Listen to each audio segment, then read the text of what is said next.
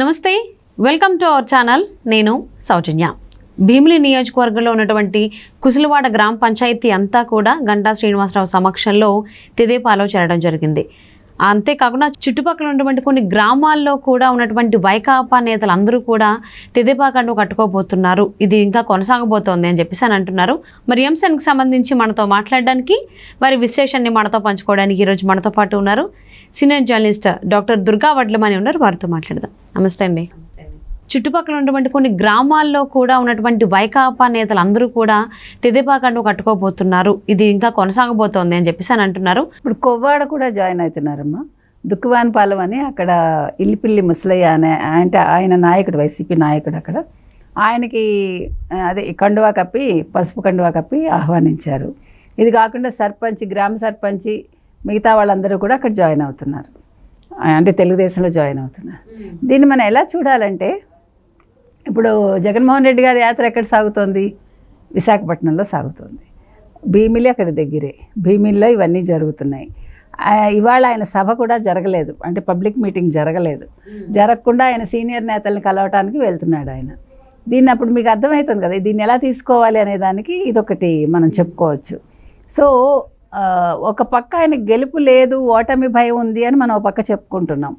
ఈలోగా ఇప్పుడు ఇంకా ఎన్నికలకి ఇంకెంత మనకి 13వ తారీఖు, మే 13 మనకి ఎన్నిక. మే 13 ఎన్నికంటే ఇవాళ అప్పుడే 22, ఇంకా 21 రోజు ఉంది. 21 రోజుల ముందు ఈ విధంగా జరుగుతోంది మనకి, అంతే కదా? ఈ విధంగా జరుగుతోంది మనకి. 19 అదొక 2, 21 రోజులు కరెక్ట్గా. సో 21 రోజుల ముందు చేరికలు జరుగుతున్నాయి, లాస్ట్ మినిట్లో కూడా. ఇది ఆరంభం అనుకోవచ్చు మనం. ఇంకా ముందు ముందు ఇంకా చాలా చేరికలు ఉంటాయి. ఎందుకంటే వీళ్ళకి అర్థమైపోయిందమ్మా, వైసీపీ వాళ్ళకి విషయం అర్థమైపోయింది. నాయకులకు కావచ్చు, కార్యకర్తలకు కావచ్చు, వాళ్ళు ఏమనుకుంటున్నారంటే మనం నెగ్గము. ఇప్పుడు ఏదో చెప్తారు చూడండి, అవకాశం వచ్చినప్పుడు అందిపుచ్చుకోవాలని. సో ఇప్పుడు అవకాశం దొరికింది వాళ్ళకి, ఇప్పుడే జంప్ అయిపోతున్నారు. ఇప్పుడు తర్వాత ఎవరు చేర్చుకోరు కదా, ఇప్పుడు ఓడిపోయాక ఎవడు చేర్చుకోడు. అది ఇప్పుడు దీపం ఉండగానే ఇల్లు చక్కబెట్టేసుకుంటే, అందుకని ముందుగా చేరికలు మొదలైపోయాయి. అందుకోసమే ఇవాళ జగన్మోహన్ రెడ్డికి పబ్లిక్లో మొహం చూపించలేకపోతున్నాడు. మొన్నటి వరకు పరదాలు కట్టుకుని తిరిగాడు, ఇవాళ ప్రజల్లోకి వస్తున్నాడు. ఏం చెప్తాడు, ఏం చూపిస్తాడు ఆయన? ఇప్పుడు దోచుకోవడం అయిపోయింది, అంతా పంపిణీ కార్యక్రమాలు జరుగుతున్నాయి తప్ప సంపదను పోగేయడం చేయలేకపోతున్నాడు. సంపద ఏది? సంపద ఎక్కడి నుంచి వస్తుంది? ఏమన్నా పెట్టాడా? పరిశ్రమలు పెట్టాడా? వైజాగ్ రాజధాని అంటాడు, అమరావతి రాజధాని అంటాడు, మరొకటి రాజధాని అంటాడు. అందరికీ అరచేతిలో వైకుంఠం చూపించాడు. ఏదో మనకి బైస్కోప్లో బొమ్మలు చూపించేవాళ్ళు, మీకు గుర్తుంటే చిన్నప్పుడు, మీరు చూసారో లేదో నాకు తెలియదు. బైస్కోప్ అని తీసుకొచ్చేవాడు, అందులో మనకి చూపిస్తాడు అన్నమాట, బొమ్మలు చూపిస్తాడు. ఇంకో లోకల్లోకి వెళ్ళిపోతాం. అట్లాగా ఈయన ఇది రాజధాని, అది రాజధాని, ఇంకే ఉందని అరచేతిలో అందరికీ చూపించేశాడు. ఆ బైస్కోప్ కూడా చూపించేశాడు. ఇప్పుడు ఏమీ లేదు అక్కడ. అక్కడేమో రిషికొండ కొట్టేశాడు శుభ్రంగా. న్యాచురల్ రిసోర్సెస్ ఏమున్నాయో అన్నింటినీ వీళ్ళు శుభ్రంగా అమ్మేసుకుంటున్నారు. ఇసుక అయిపోయింది, మట్టి అయిపోయింది, మశానం అయిపోయింది, ఇంకేం మిగిలిందో మనకు తెలియదు. తాకట్లు అయిపోయాయి, ప్రభుత్వ ఉద్యోగులకు జీతాలు లేవు.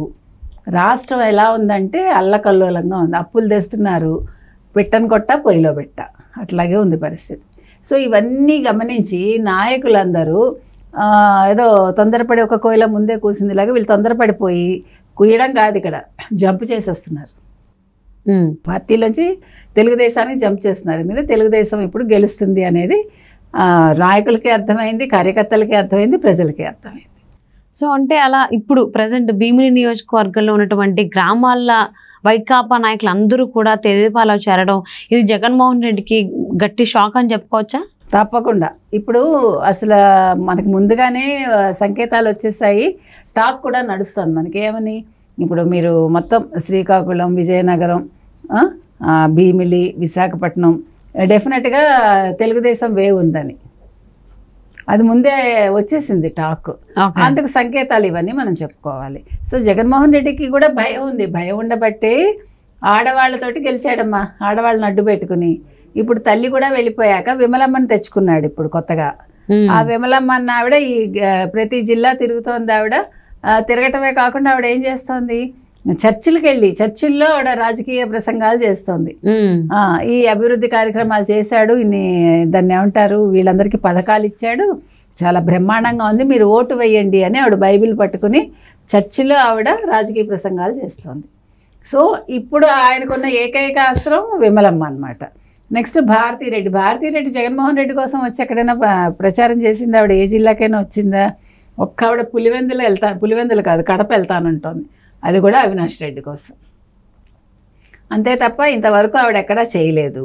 సో ఇప్పుడు జగన్మోహన్ రెడ్డికి అయితే అయోమయ స్థితిలోనే ఉన్నాడు ఆయన. సింహం సింగిల్గా వస్తుందని సజ్జలు అంటాడు.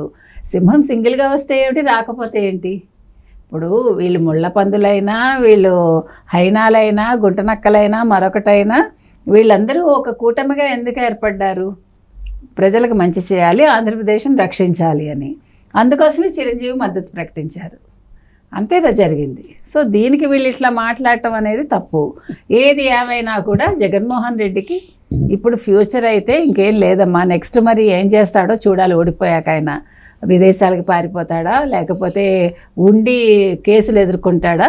ఒక విజయ్ మాల్యా ఇంకెవరో ఉన్నారు కదా బ్యాంకులంతా ఎగ్గొట్టిన వాళ్ళు, అలాంటి వాళ్ళలాగా ఈయన పారిపోతాడా, లేకపోతే నిలబడి నీళ్లు తాగుతాడా మనం చూడాలి.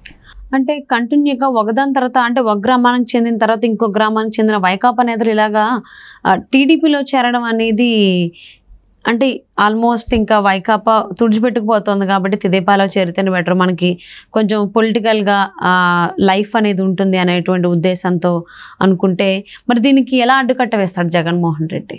అడ్డుకట్ట వేయడానికి ఇంకేం లేదమ్మా. ఇప్పుడు లాస్ట్ మినిట్కి వచ్చేసాడు ఆయన. ఇప్పుడు వెళ్ళిపోయే వాళ్ళని ఎంతవరకు మనం పట్టుకుని ఆపగలం?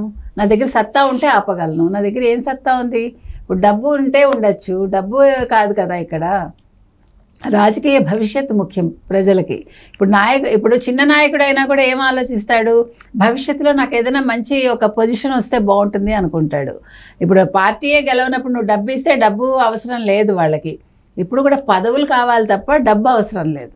సో అందుకని ఈయన ఏ ప్రలోభాలు పెట్టినా జనాలు ఒప్పుకోరు, అవసరం లేదు వాళ్ళకి. అందుకని ఇది ఒక వైరస్ లాగా ఒకళ్ళు వెళ్తే రెండో వాళ్ళు వెళ్ళిపోతారు అంతే. అంటే ఆ నాడి పట్టుకున్నారు కాబట్టి కళ్ళు మూసుకున్న వాళ్ళు పార్టీలోంచి ఇంకో పార్టీలోకి వచ్చేస్తారు. ఇది స్వచ్ఛందంగా వచ్చేస్తున్నారు. ఇప్పుడు ఎవడో అడగలేదు. ఇప్పుడు నువ్వు వచ్చావమ్మా, నీతో పాటు ఇంకో 10 మంది వస్తున్నారు, నువ్వేం రమ్మని చెప్పట్లా. వాళ్ళ సిచ్యువేషన్ అర్థం చేసుకుని వాళ్ళు తెలుగుదేశంలోకి జాయిన్ అవుతున్నారు అంతే. ఓకే. అంటే అసలు ముఖ్యంగా భీమిలి నియోజకవర్గంలో అంటే గంటా శ్రీనివాసరావు గారు అభ్యర్థిగా ఉన్నారు కాబట్టి మొగ్గు చూపి వస్తున్నారా, లేకపోతే కూటమిని చూసి వస్తున్నారా? అసలు ఏ కారణాలు అయి ఉండొచ్చు అంటారు? అన్నీ. ఇప్పుడు చంద్రబాబు గారు ఒక పక్క ఉన్నారు, జనసేన ఇంకో పక్క ఉంది, బీజేపీ కూడా చేరింది. ఇప్పుడు కాపు సామాజిక వర్గం కూడా బలంగానే ఉంది ప్రతి చోట. సో గంటా శ్రీనివాసరావు గారిని చూసి వస్తున్నారు, ఈ కూటమిని చూసి వస్తున్నారు, అన్ని రకాలుగా వాళ్ళు అంటే భవిష్యత్తుని దృష్టిలో పెట్టుకుని వస్తున్నారు. అంటే ఎన్నికలు ఇంకా 20 రోజులే ఉంది పోలింగ్కి. కరెక్ట్గా 20 days 21st day polling start అవుతుంది. మరి ఇప్పుడున్నటువంటి ఈ సిచ్యువేషన్లో వైకాపాకు చెందినటువంటి చాలా మంది నాయకులు భీమిలి నియోజకవర్గంలో దేవాలా చేరడం జరుగుతుంది. సో ఒక గ్రామాన్ని చూసి ఇంకో గ్రామం చాలా మంది ఇలా కంటిన్యూ చేరికలు అనేవి కొనసాగుతూనే ఉన్నాయి.